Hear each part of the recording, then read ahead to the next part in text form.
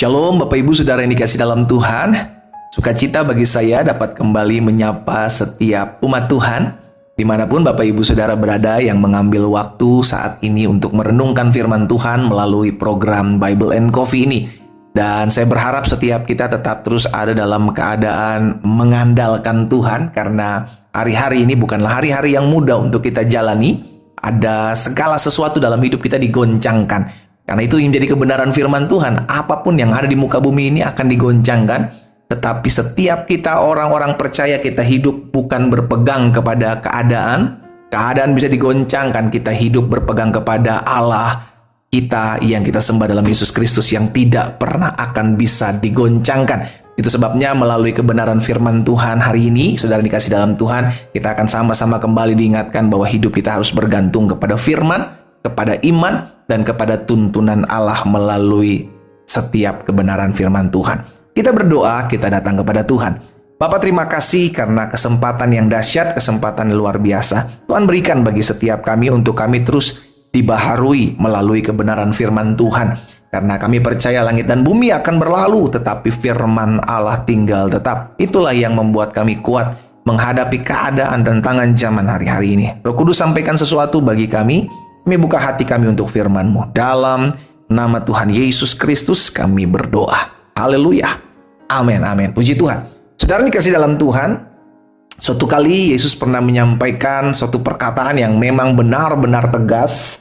Dan ini pun yang harus kita ingat gitu ya. Dalam Matius pasal 7 ayat 22 dan ayat 23. Yesus bilang begini, pada hari terakhir banyak orang akan berseru kepadaku, Tuhan, Tuhan, bukankah kami bernubuat demi nama-Mu dan mengusir setan demi nama-Mu dan mengadakan banyak mujizat demi nama-Mu juga. Saudara dikasih dalam Tuhan, ini pelayanan spektakuler gitu kan. Karena orang-orang yang dikatakan kepada Tuhan Yesus berkata bahwa kami sudah bernubuat demi nama-Mu, mengusir setan demi nama-Mu, bahkan mengadakan banyak mujizat demi nama-Mu. Jadi orang-orang ini melayaninya melayaninya baik, luar biasa. Tapi kenapa di ayat 23 Tuhan Yesus bilang begini, pada waktu itulah aku akan berterus terang kepada mereka dan berkata, aku tidak pernah mengenal kamu. Wow. Kita udah melayani dengan dahsyat, kita udah melayani dengan luar biasa, kita udah bernubuat demi nama Tuhan Yesus, mengusir setan demi nama Tuhan Yesus, mengadakan banyak mujizat demi nama Tuhan Yesus. Tiba-tiba Tuhan Yesus bilang, aku tidak kenal kamu. Nah loh, kan ada sesuatu yang aneh berarti yang kita lakukan pada saat itu. Orang-orang yang bernubuat, orang-orang yang mengusir setan, orang-orang yang mengadakan banyak mujizat, ada sesuatu yang aneh. Kenapa tiba-tiba Yesus tidak pernah mengenal mereka? Dan Yesus bilang, dikatakan selanjutnya, enyahlah daripadaku kamu sekalian pembuat kejahatan. Oh, jadi yang membuat Yesus menolak mereka adalah karena mereka adalah pelaku-pelaku, pembuat kejahatan. Oh, di sisi lain pelayanan mereka luar biasa. Mereka bernubuat, mereka mengusir setan, mereka mengadakan banyak mujizat. Tetapi di sisi lain mereka juga melakukan kejahatan. Karena konteksnya bicara Matius 7 ayat 22-23 ini. Yesus sedang membicarakan tentang nabi-nabi palsu, sudah dikasih dalam Tuhan. Yang terlihat melayani, yang terlihat pelayanan luar biasa. Sudah, itu baik, itu dahsyat luar biasa. Jadi ingatlah, bukan hanya hubungan kita dengan Tuhan yang dahsyat dan luar biasa, tetapi hubungan kita pun dengan sesama kita tuh harus dahsyat luar biasa. Yesus menegur mereka pembuat kejahatan. Ini maksudnya apa pembuat kejahatan? Karena mereka masih melakukan hal-hal yang jahat kepada sesama mereka, sesama manusia. Pelayanan mereka, hubungan mereka dengan Tuhan baik, dahsyat luar biasa, tetapi hubungan mereka dengan sesama itu hancur, kejahatan. Mereka melakukan hal-hal yang jahat, saudara yang dikasih dalam Tuhan. Itu sebabnya Tuhan Yesus bilang, aku tidak mengenal kamu.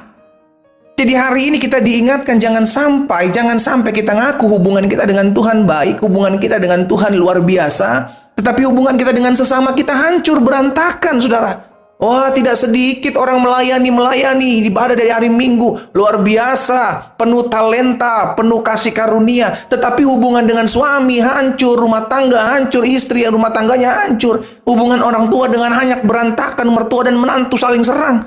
Tapi giliran di gereja, shalom. Waduh, luar biasa.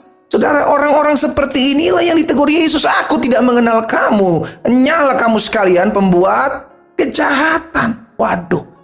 Hari ini kita diingatkan, yuk perhatikan. Kalau engkau sudah merasa hubunganmu dengan Tuhan baik, ayo sesama kita juga harus diperhatikan. Hubungan dengan suami, istri, orang tua, anak, mertua, menantu, tetangga, sesama manusia juga harus dibangun. Jangan hanya kepada Tuhan saja kita bilang, oh yang penting hubungan saya dengan Tuhan kan baik pendeta. Yang penting hubungan saya dengan Tuhan kan terjalin baik. No, Tuhan Yesus pernah mengatakan dalam Matius 5 ayat 23 dan 24. Perhatikan ini.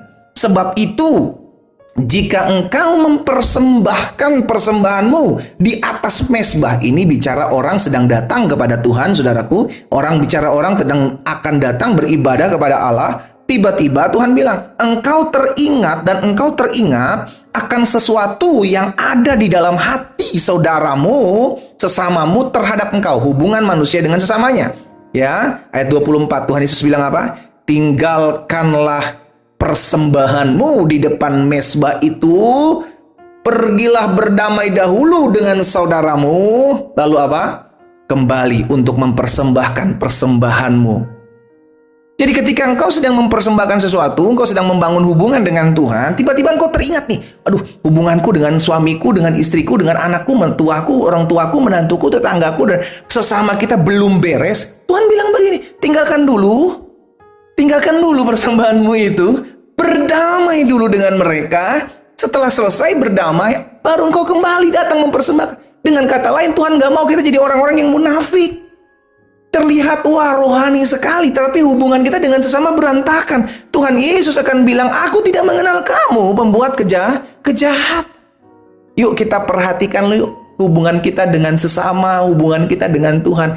Jangan hanya hubungan secara vertikal saja yang kita perbaiki, tetapi hubungan secara horizontal pun harus kita maintain, harus kita perbaiki, saudaraku. Karena itu yang diajarkan Tuhan Yesus. Itu yang juga diingatkan melalui karya salib Tuhan Yesus. Hubungan kita dengan Allah sebagai hubungan vertikal, dan hubungan kita dengan sesama sebagai hubungan horizontal pun harus terjalin baik. Jangan sampai kita pikir kita sedang mengasihi Tuhan, wah kita hidup secara harmonis dengan Tuhan, ternyata kita tidak dikenal Tuhan hanya karena hubungan kita dengan sesama kita berantakan, dan kita menjadi pembuat kejahatan dengan sesama kita. Yuk sama-sama kita benahi hubungan kita dengan sesama kita, karena saya percaya betul orang yang hubungannya dengan Tuhan baik, maka harusnya melahirkan buah yang hubungan dengan sesamanya baik. Karena perkenalan kita dengan Tuhan akan membawa hubungan yang harmonis dengan sesama. Sebaliknya, kalau hubungan kita dengan Tuhan tidak baik, maka hubungan kita dengan sesama pun seharusnya tidak akan pernah baik. Karena dampak dari hubungan kita dengan baik dengan Tuhan, maka akan ada dampak kepada hubungan dengan sesama yang melahirkan sesuatu yang baik. Kita berdoa, kita datang kepada Tuhan.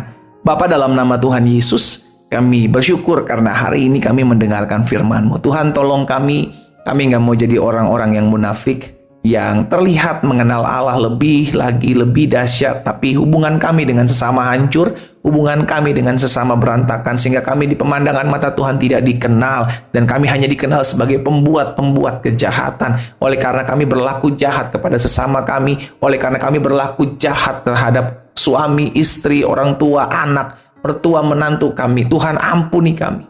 Hari ini kami mau datang kepada Tuhan. Biarlah Tuhan berikan kepada kami juga hati yang mengasihi sesama kami, manusia. Itu sebabnya biarlah Roh Kudus yang terus mengingatkan kami, Roh Kudus terus berperkara dalam hati kami, sehingga ketika hubungan kami baik dengan-Mu ya Bapa, maka kami pun melahirkan hubungan yang sehat dengan sesama kami manusia. Hamba berdoa di dalam nama Tuhan Yesus, kasih karunia Tuhan memampukan kami untuk tetap terus berjalan dalam kebenaran. Hamba juga berdoa buat yang sakit, Tuhan jamah dan sembuhkan, karena kami percaya disampaikan firman disembuhkan mereka yang berbeban berat. Tuhan beri kelegaan, Tuhan beri kekuatan.